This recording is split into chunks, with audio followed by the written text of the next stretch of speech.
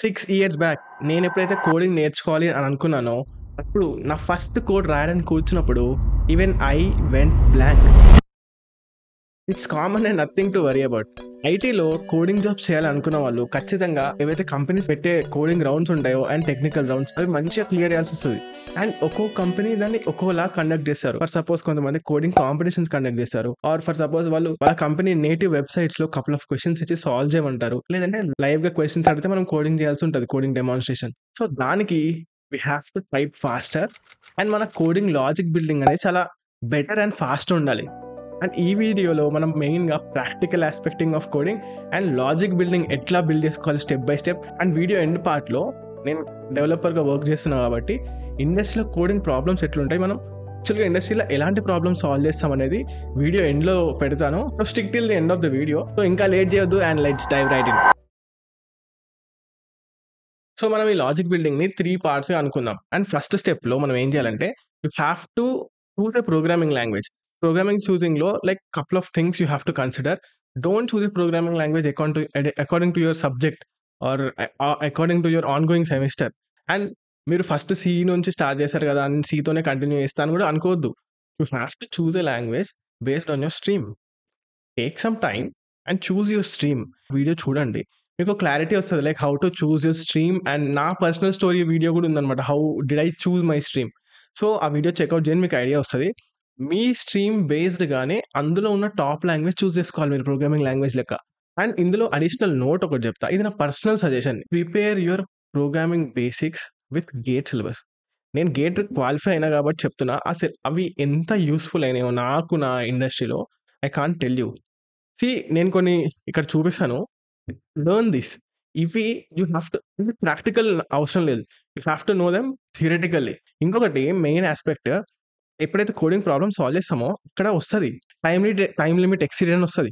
అంటే మనం space and time కాంప్లెక్సిటీని కన్సిడర్ చేయాలి కాబట్టి మీరు కాంపిటేటివ్ ప్రోగ్రామింగ్కి నేర్చుకుంటారు కాబట్టి చెప్తున్నా, you have to know some concepts before starting to code.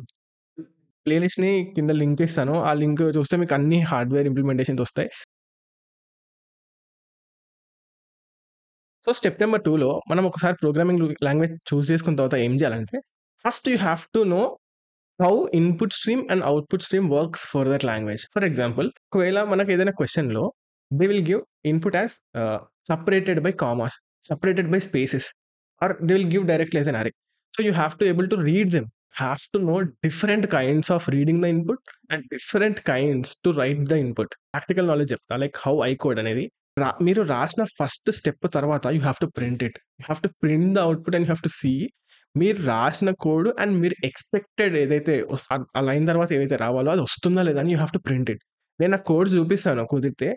ఎందుకంటే ఇప్పుడు మీ కోడ్ ఓన్లీ మీరు ఒక్కడే కోడ్ రాస్తున్నారు, కానీ కంపెనీకి వెళ్ళాక వేరే వాళ్ళ కోడ్స్ని ఇంపోర్ట్ చేస్తాం. లైక్ ఒక ఫీచర్ వేరే వాళ్ళు రాస్తారు, you have to inherit that code and you will write on top of that code.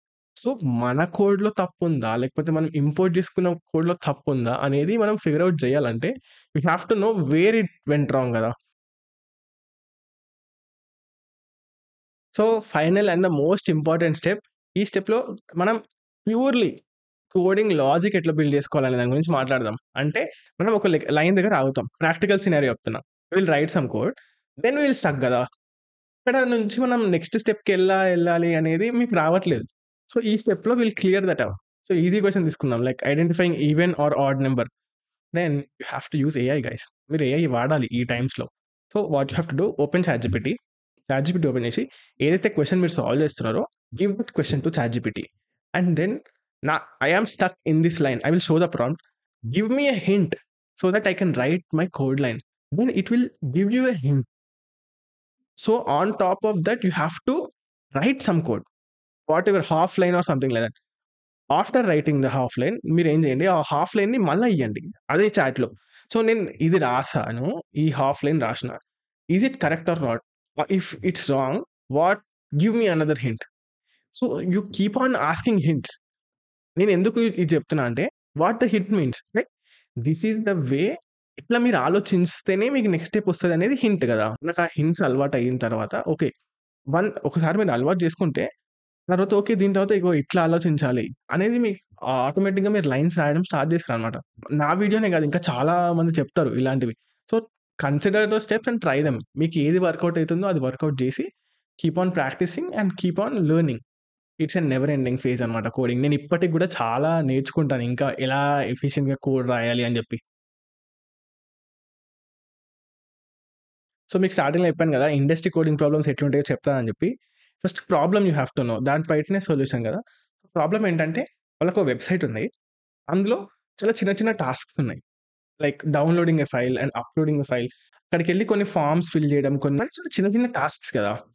వాళ్ళకేమైందంటే ఆ కంపెనీలో ఒక హ్యూమన్ బీయింగ్‌ని పెట్టాల్సొచ్చింది వర్కర్‌ని.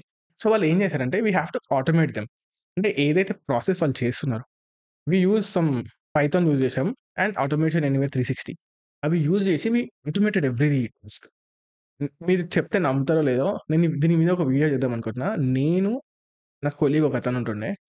సేమ్ వెబ్‌సైట్‌లో అతను మాన్యువల్ టాస్క్ చేస్తున్నాడు. నేను ఆటోమేషన్ చేస్తున్నా. అతనికి నేనేం చేస్తున్నానో తెలవదు గానీ, నేను అతని టాస్క్‌ని ఆటోమేట్ చేసిన సంగతి నాకు తెలుసు. కొన్ని రోజులకి మీరు నమ్ముతారో లేదో నాకు ఆ ప్రాజెక్ట్ అయిపోయి నేను మళ్ళీ వేరే క్లయింట్‌కెళ్ళిపోయిన తర్వాత he got fired. Literally he got fired. నేను ఆటోమేషన్ చేయగానే he got fired. Because AI నుంచి జాబ్ ఎట్లా సేవ్ చేసుకోవాలనే వీడియో నేను మళ్ళీ చెప్తున్నా డిస్క్రిప్షన్‌లో ఉంది. Know what you have to learn to save your job from AI. So that's all for this video guys. ఒకవేళ మీకు వీడియో నచ్చితే do like, share and subscribe to Tech Easy Brainiac and see you guys next one.